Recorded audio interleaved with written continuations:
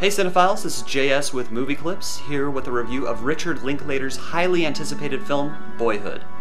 Since I was first awed and inspired by writer-director Richard Linklater's 1991 film Slacker, I've had a constant impression of the creativity and flexibility found in American cinema's independent scene. In recent years, Linklater fans have caught wind of the 12-Year Project, an enticement that Linklater, along with an undisclosed cast and crew, have been hatching since 2002.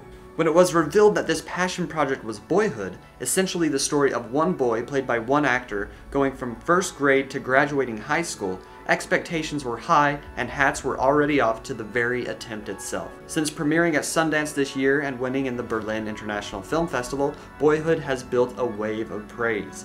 Going in with so much anticipation and expectation can prove to be a perilous viewing, but from the very first shot of a 6-year-old boy staring up into the clouds and daydreaming his after-school time away, I was transported back to a time and a place when my worries were few and my future was as limitless as the big blue sky. Linklater threw his dice and gambled on Eller Coltrane to play the film's titular boy, Mason.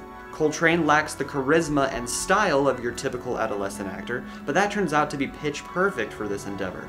Mason is curious yet shy, making him both relatable and a canvas to project our own childhoods upon. He forms philosophies and theories over the years, it wouldn't be a Linklater film without that, and when he is comfortable enough to share those with someone, we feel privileged to have gained that trust. If anyone ever wants to know what it's like for a kid to grow up in America during the turn of the millennium, I am going to show them Boyhood. From standing in a midnight line donned in cosplay for the release of the new Harry Potter book, to the physical freedom offered by our bicycle and then later our first car, Boyhood skips a stone along the lake of our collective adolescence during its nearly 3-hour running time. It's impossible to touch on every inch of the surface, but there's a rippling effect that reminds us it's all part of the bigger picture. Linklater's daughter Lorelai plays Mason's older sister. At times you could have told me I was watching a candid documentary and I would have believed you. And who's to say it doesn't slip into that territory at times? The sibling animosity amidst the unconditional love is a key component to this film.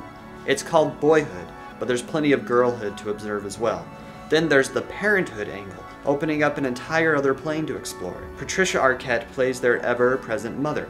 She's divorced from their father, who is played by Ethan Hawke. His is a supporting role both for the film and the children's sake, but Hawke breathes new life onto the screen every time he shows up. This is undoubtedly due to Hawke's familiarity with the drill after being part of Linklater's other decade-spanning project, the Before Sunrise series. Boyhood forgoes montages and focuses instead on individual scenes and moments. Linklater has always been a dialogue-driven filmmaker, and we learn most through the countless interactions Mason and his family encounter. The film still finds time and opportunity to showcase 50 different era-appropriate songs, each a touchstone in its timeline, from Coldplay's Yellow to Arcade Fire's Deep Blue. Where were we when we first heard these songs? This group-driven achievement reaches heights very few films have even attempted to grasp. It's somewhere between Dazed and Confused and The Tree of Life in its portrayal of the precious years of childhood and the bittersweet closing curtain of our teenage years. As the characters grow up before our eyes, we witness the miracle of cinema.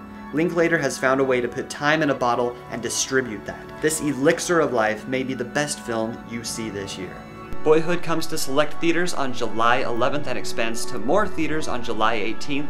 It's one of the best films you'll see this year. For Movie Clips, I'm JS. Thanks for watching.